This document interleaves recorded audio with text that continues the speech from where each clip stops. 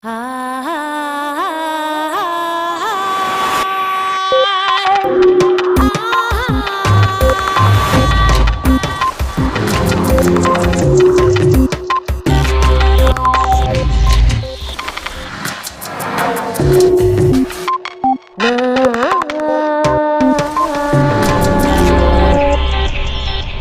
mayoría de los políticos saben que las leyes antidrogas no funcionan. David Nutt. ¿Qué daños causa una droga en el usuario y en su entorno? ¿Tienen en cuenta las leyes antidroga esos daños?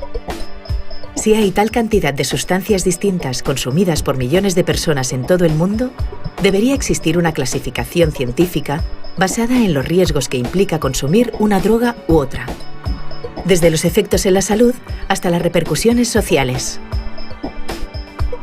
Hoy en redes, Eduardo Punset retoma su entrevista a David Nutt, psicofarmacólogo británico que cree en una política centrada en reducir los daños, más que en reducir la prevalencia de las drogas. Y la mirada de Elsa, de la mano del lama Tulku Lobsang, nos presenta una técnica de autoaceptación que ayuda a evitar las estrategias de huida a corto plazo, como los comportamientos adictivos.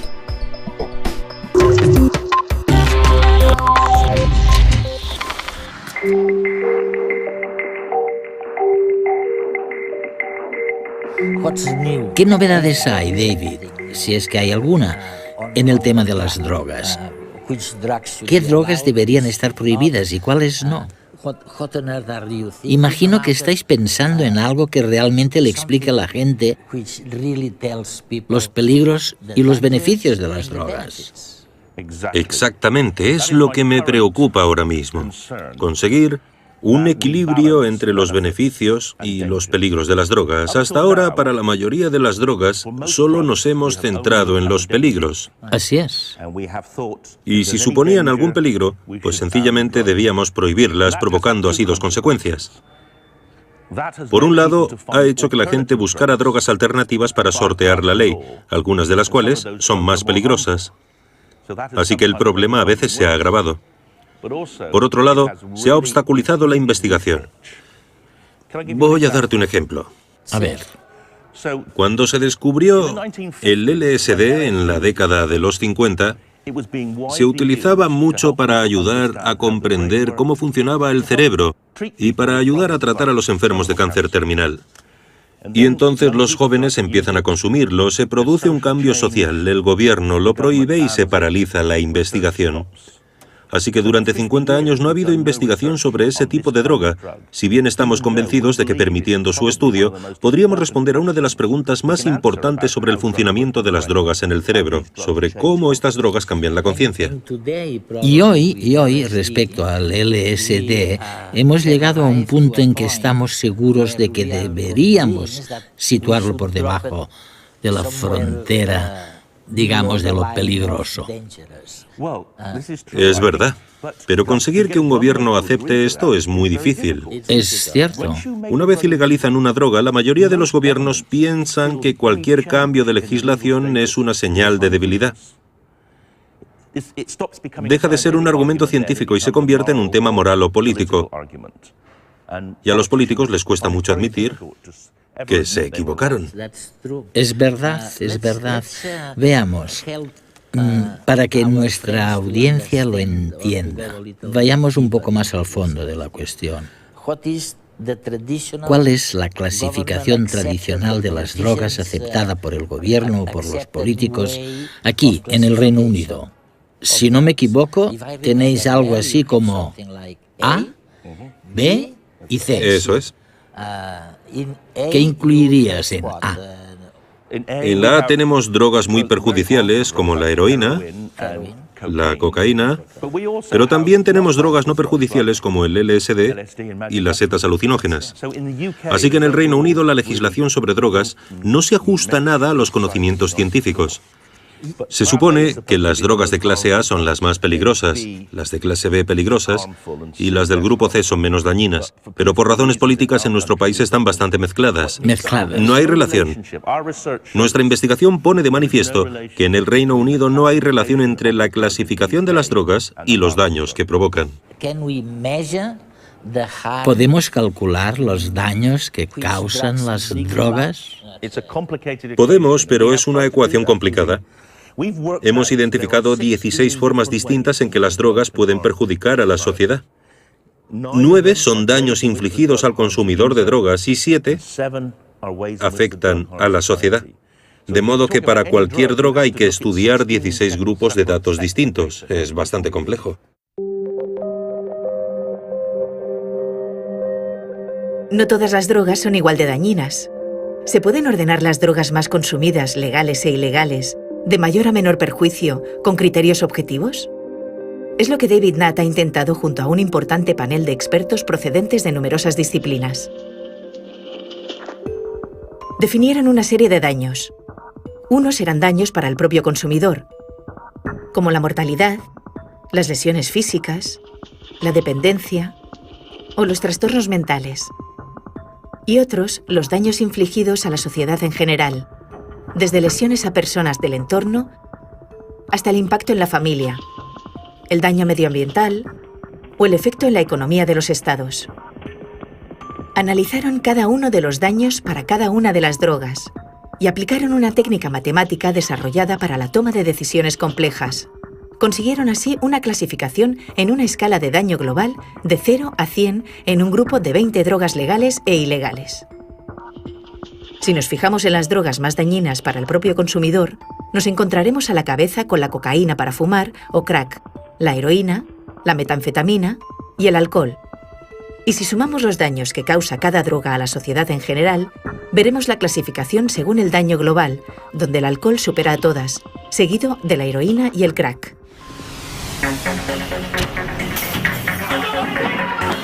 Hoy en España la legislación sobre drogas separa las sustancias entre las que causan grave daño a la salud y las que no causan tal grave daño, sin especificar qué daños o de qué drogas se trata. Iniciativas como la de David Nutt en Reino Unido han de servir para que el ciudadano conozca los riesgos de cada sustancia y para que la ley se apoye en los conocimientos, cada día más amplios, que tenemos sobre las drogas. Entre otras cosas, eres famoso no solo por tus conocimientos científicos sobre las drogas, sino también porque en una ocasión dijiste que los deportes ecuestres Sí. eran peores que algunas drogas. ¿Qué querías decir exactamente? Mira, soy médico y estoy especializado en tratar a pacientes con adicción a las drogas. Soy psicofarmacólogo. Estoy especializado en drogas. Y me interesa sobre todo utilizar las drogas, a menudo drogas ilegales como las anfetaminas, para ayudar a pacientes con daños cerebrales.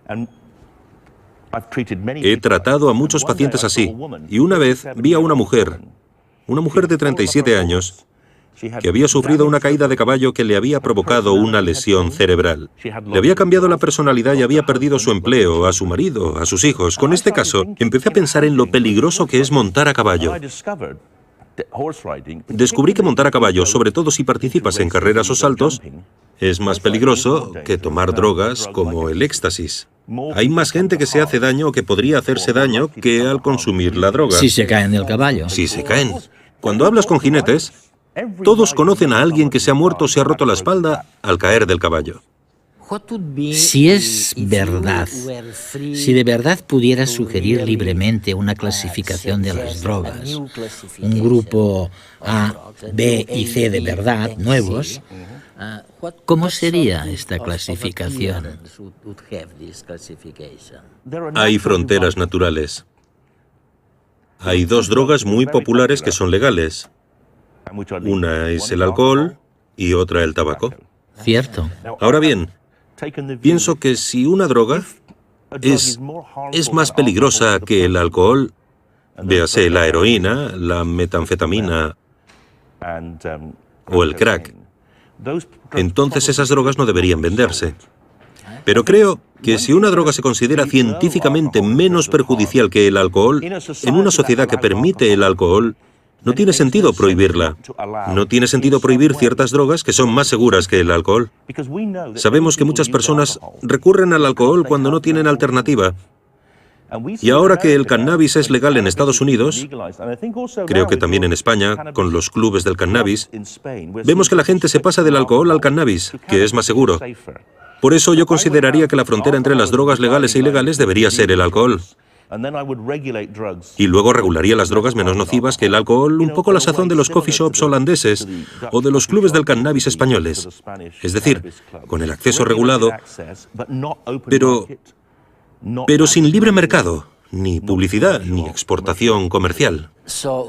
Lo has comentado ya un par de veces. Según tú, hemos sido injustos con el cannabis. ¿Es cierto esto? Sí, por supuesto. Y la historia es fascinante. A la mayoría de gobiernos no les interesaba controlar el cannabis, pero cuando en Estados Unidos se abolió la ley seca, había un gran contingente de policías que podían quedarse en el paro. Por eso el jefe de la agencia antidrogas decidió convertir el cannabis en una droga peligrosa que había que perseguir. Así que a fin de justificar su existencia exageraron los daños provocados por el cannabis y se centraron sobre todo en México y en la importación procedente de ese país. Después se incluyó en las convenciones de Naciones Unidas sobre estupefacientes de 1961. La mayoría de países se oponían, pero hubo mucha presión por parte de los Estados Unidos y también de Egipto para que se incluyera en las convenciones. Y una vez introducido en una convención, una vez algo se declara ilegal, se convierte en el blanco de los responsables de hacer cumplir la ley, como la policía o los funcionarios de aduanas. Y el cannabis es un blanco fácil porque tiene muchos consumidores, porque puedes olerlo, porque es bastante voluminoso. Se convirtió en un blanco fácil y en el Reino Unido se persiguió con ahínco a los consumidores de cannabis. Jóvenes perseguidos simplemente porque estaban en posesión de pequeñas cantidades de cannabis. Es increíble porque hay algunas drogas como el cannabis que acabas de mencionar, que se supone que tienen algunos efectos positivos aparte de los efectos perjudiciales. Y probablemente habría que incluir en el mismo grupo al LSD. Sí. Y el éxtasis. Sí. Drogas en cuyos efectos positivos o en cuyo potencial no pensamos nunca. Y creo que ese es el problema principal. Conseguir una versión pura de una droga ilegal es extremadamente caro. Por eso los investigadores dejan de investigar. Es uno de mis retos en lo que me queda de carrera, que se vuelvan a investigar esas drogas, porque casi seguro que el éxtasis es una droga muy útil para las personas con trastornos provocados por el estrés. El estrés crónico. La psilocibina, otro estupefaciente psicodélico, es útil contra las migrañas. También estamos desarrollando un estudio sobre la depresión resistente y, como ya he dicho, el LSD es muy útil para tratar a pacientes moribundos. Les ayuda a enfrentarse a la trascendencia de la muerte. Creo que nos iría mucho mejor si pudiéramos enfrentarnos a la muerte con algo más de ecuanimidad, entendiendo mejor. Lo que hacemos actualmente es envenenarlos con opioides, así que su mente ya está muerta. Mueren sin saber realmente lo que está sucediendo.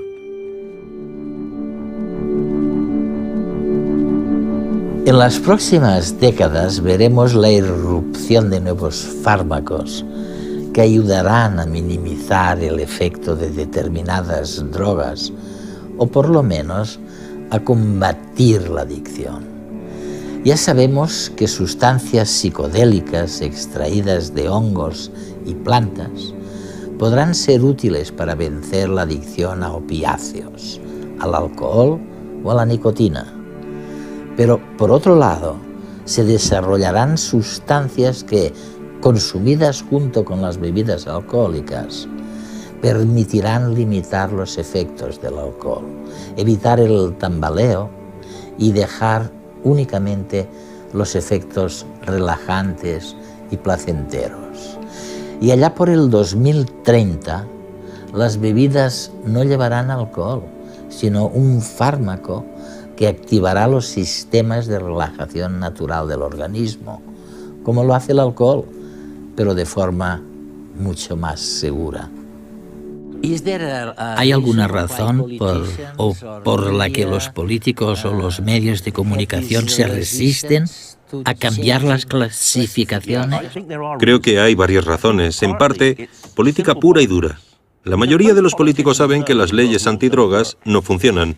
De hecho, el ministro encargado de las políticas antidrogas al final, cuando abandona su cargo, suele decir, me equivoqué.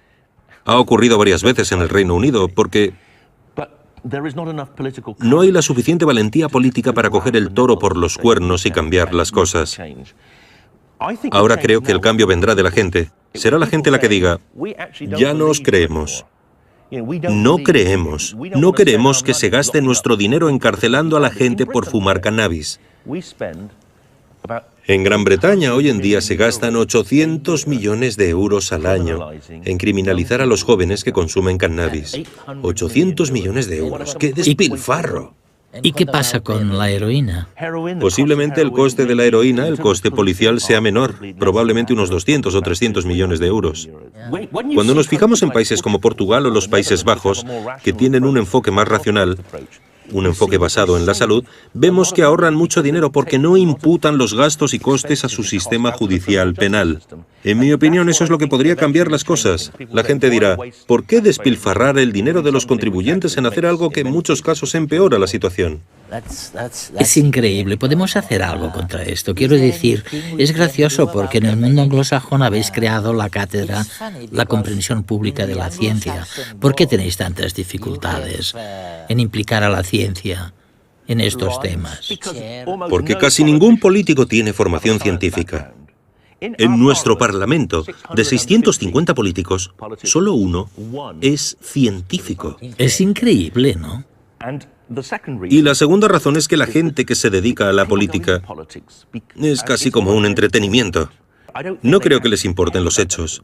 Creo que les preocupan sus logros personales, su posición. Me parece que se sienten amenazados por los hechos, sí. Los ven como una amenaza. Los científicos trabajan con hechos, pero los políticos se encargan del marco más general.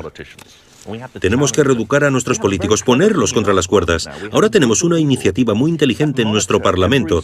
Tenemos un grupo de personas que supervisan todas las afirmaciones científicas que hacen los políticos supuestamente basándose en hechos. Es una forma novedosa de conseguir que al menos los políticos digan la verdad, aunque no necesariamente implique que tomen las decisiones correctas. Has invertido tantos años de tu vida luchando contra los daños provocados por las drogas. Sí, sí.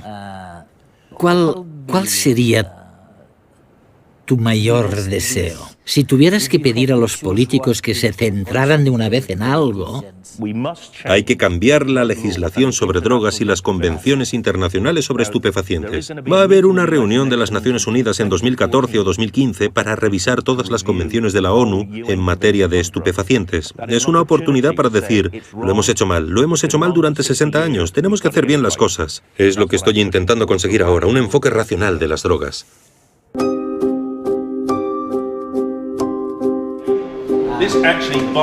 Como señala David, nuestro conocimiento sobre las drogas nunca será completo. Y sin embargo, los políticos han de aprobar leyes y la gente ha de tomar decisiones sobre las drogas que consume y cómo las consume. Por lo tanto, no se trata de buscar el modelo perfecto para clasificar las drogas basado en la más pura evidencia, sino de ir adaptando el modelo al ritmo de los descubrimientos de la ciencia. No dejemos que lo mejor sea enemigo de lo bueno.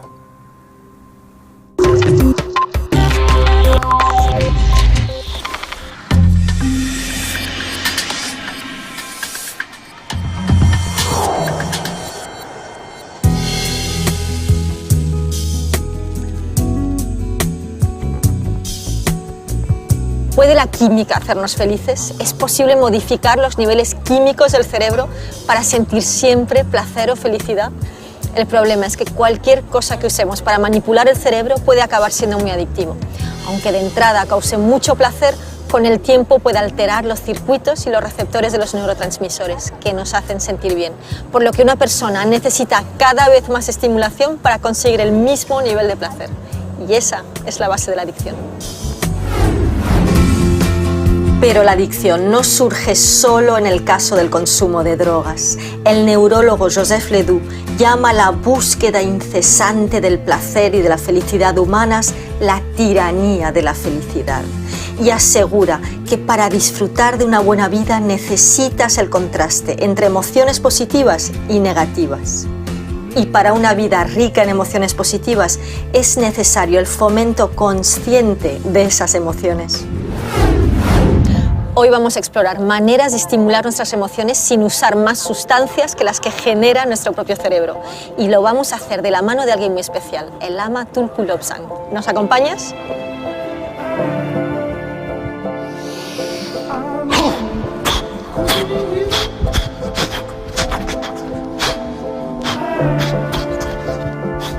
Tulku Lobsang, es un placer tenerte con nosotros hoy aquí. La mayor parte de las personas no toman drogas para causar algún tipo de destrucción en sí mismos, sino porque quieren que estas drogas ejerzan ese efecto químico en su cerebro que les hace sentir bien. Correcto. ¿Verdad que nos dices que hay otras formas de lograr este mismo efecto? Sí, esto queda claro con el budismo tantrayana. El budismo tantrayana utiliza el placer, el gozo, la felicidad y la belleza, que se usa como vehículo para salir del sufrimiento. Pero cuando se usa la felicidad y la belleza para salir del sufrimiento, hay que tener claro que puede ser muy peligroso. Pero a las personas normales como yo, Buda les dice, no bebas. Al beber, por ejemplo, al beber alcohol, se destruye el cuerpo. Por ejemplo, muchos jóvenes de Occidente, en concreto en España, beben alcohol. Nos encontramos con este problema en España en niños y adolescentes a partir de los 13 años de edad, que es cuando empiezan a beber. Tú viajas por todo el mundo. ¿Has observado este fenómeno en otras culturas?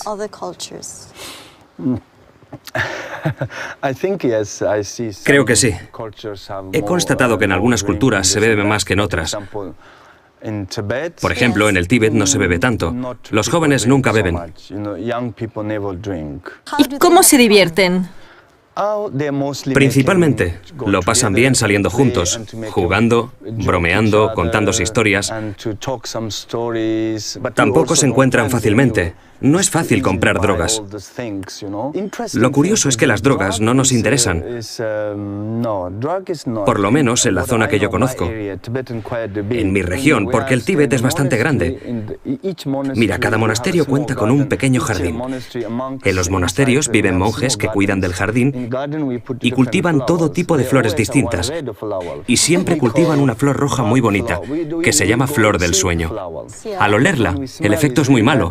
Ahora sé que la flor es una droga. ¿Una droga? ¿Y qué efecto tiene? Nunca la usamos, solo la cultivamos porque es muy bonita. Nadie la usa, porque la gente carece de esta especie de tradición. Y tal vez porque saben cómo generar estos sentimientos sin drogas, ¿es posible? Es posible también, sí. Creo que especialmente en el Tíbet, en nuestra región, tenemos un entorno social muy bueno.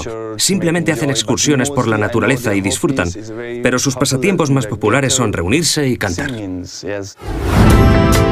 Las emociones positivas pueden estimularse de muchas maneras, pero el paso previo más importante es aceptarnos a nosotros mismos. Por ello, aseguraba Carl Rogers, uno de los padres de la psicología moderna, que solo cuando las personas se aceptan a sí mismas como son capaces de cambiar. Hoy, el Lama Tulku Lobsang va a sugerirnos un ejercicio para explorar hasta qué punto nos aceptamos y nos sentimos bien con nosotros mismos. Ojo, porque puede resultar un poco incómodo, aunque sea muy eficaz ponerlo en práctica. Creo que una de las mejores maneras de lograrlo es practicar, por ejemplo, la meditación, porque la meditación es la manera de ahondar en la naturaleza más profunda del yo. Cuando los jóvenes alcancen esa naturaleza profunda de sí mismos, descubrirán lo que tenían allí oculto. Descubrirán una retahíla de cosas hermosas. Un ejemplo de meditación muy sencillo: plantarte frente al espejo y quedarte ahí, mirándote durante 3 minutos. Se pueden ver muchas cosas interesantes.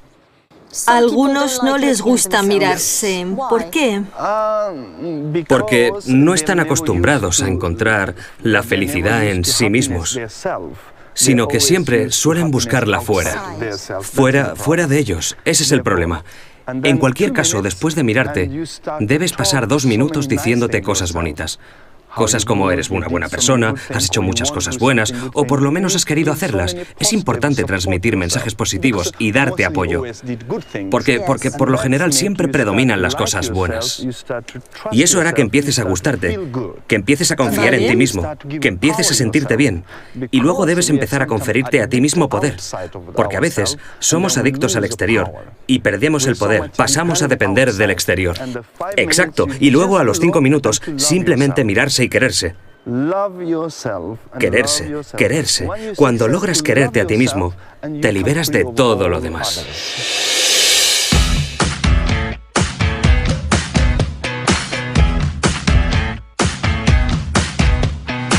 Hola Alberto, tú eres una persona muy atenta, que sabes escuchar. Las tortillas patatas te salen de coña. Me encanta tu pelo tal cual, así que no te lo cortes nunca. Ay, Pilarica, ¿quién te ha visto y quién te ve?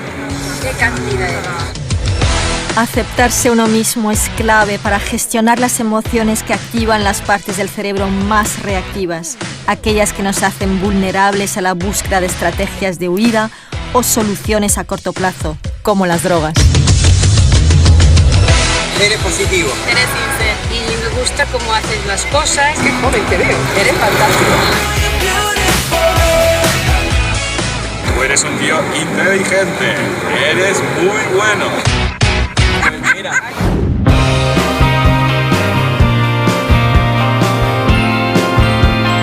Lo que sabemos a ciencia cierta es que la felicidad no es un estado estable, aparece y desaparece a lo largo de nuestras vidas.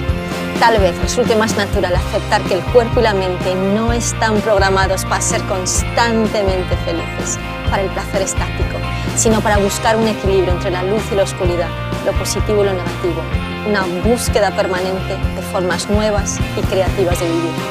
No es magia, es inteligencia emocional.